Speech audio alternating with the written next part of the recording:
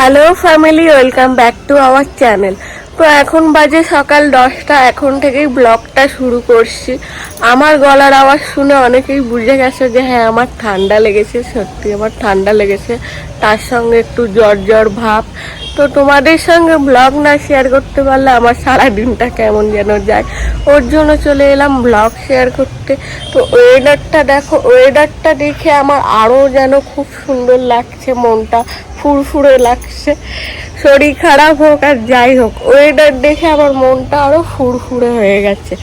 সকালবেলায় ভাত হয়ে গেছে আর বাবা নিয়েছে ইলিশ মাছ। তো সঙ্গে মা করছে ডিম টোস্ট, সেটাই একটু টিফিন হবে। টিফিন হয়ে যাওয়ার পরে রান্না বান্না হবে। সেই রান্না বান্না তোমাদেরকে দেখাচ্ছি কি কি রান্না হবে। তো ব্লগটা দেখতে থাকো স্কিপ না করে। তো আমি তো ডিম খাই না, ওর জন্য তোমাদের দাদা আর মা মিলে ডিম টোস্টটাই খাচ্ছে। আমি ডিম খাই না বলে চিজ দিয়ে খাচ্ছি। চিজ আমার ভীষণ প্রিয়, ওর জন্য চিজ দিয়ে খাচ্ছি। তো শরীরটা এতটাই খারাপ যে কি বলবো, মানে দাঁড়ানোর মতো ক্ষমতা আমার নেই, এরকম শরীরটা খারাপ। তোমাদের দাদাই আজকে রান্না করছে। এদিকে ইলিশ মাছ ভাজছে, ছোট ইলিশ, সেটা ভাজা করছে। আর এদিকে লাউ করছে ইলিশ মাছের মাথা দিয়ে। আর কি করবে তুমি? মানে এই যেটা ভাজি 4 পিস মাছ, এটা দিয়ে মুখি কোচের তরকারি করব। আর সর্দা ইলিশ মাছ খায় না, ওর জন্য একটু ডিমের ঝোল করতে হবে, তাই তো? তুমি করবে না আমি করব? আমি করব।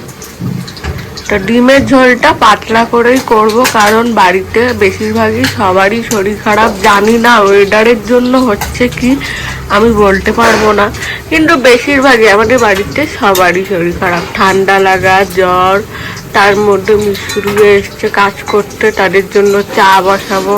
চাটাও বসাতে পারে না, কারণ চা করেনি তো, চা পারে না। চা পারি, দুধ চাটা পারি না। দুধ চাটা পারে না, আর মিশ্রিদের দুধ চা দেওয়া হয় তো, ওর জন্য দুধ চাটাও পারে না। আমি বসাবো। শরীরটা এতটাই খারাপ, মনাবুড়িও শরীর খারাপ।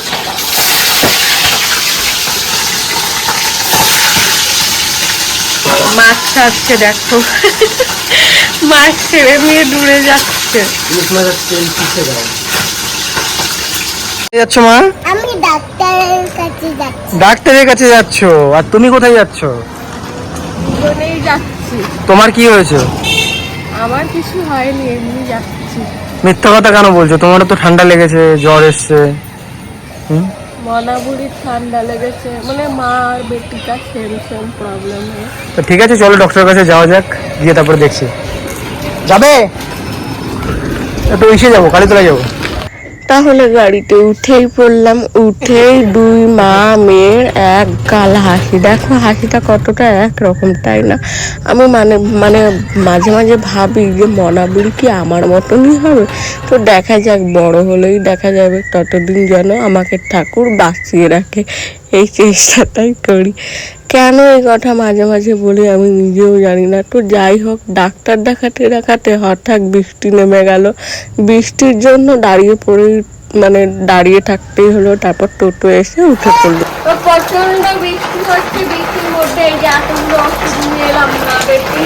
আর দেখো কিভাবে জল পড়ে যাচ্ছে, সামনে দিয়ে জল পড়ে একদম ঘরে ঢুকে যায় জল, এরকম পরিস্থিতিতে। যাই হোক, এখন আমরা খেয়ে দিয়ে একটু বিশ্রাম নেবো। ওদিক দিয়ে চিল্লাচ্ছে আমার মনে হয়। কি বলছো? তাড়াতাড়ি।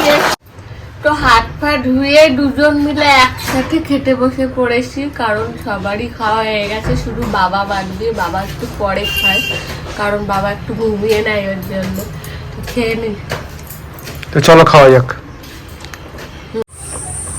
তো এই যে জামা কাপড়গুলো বের করেছি, কেচে ধুয়ে স্নান করে উঠবো। সত্যি কথা বলতে শরীরটা খুবই খারাপ, কিন্তু কি আর করা যাবে, করতে তো হবেই। ওর জন্য এখনই ভিডিওটা শেষ করে দিচ্ছি, কারণ শরীরে আর দিচ্ছে না। ভিডিওটা শেষ করে দেবো এখানে। তোমাদের কাদের ভিডিওটা ভালো লাগলো অবশ্যই কমেন্টস করো।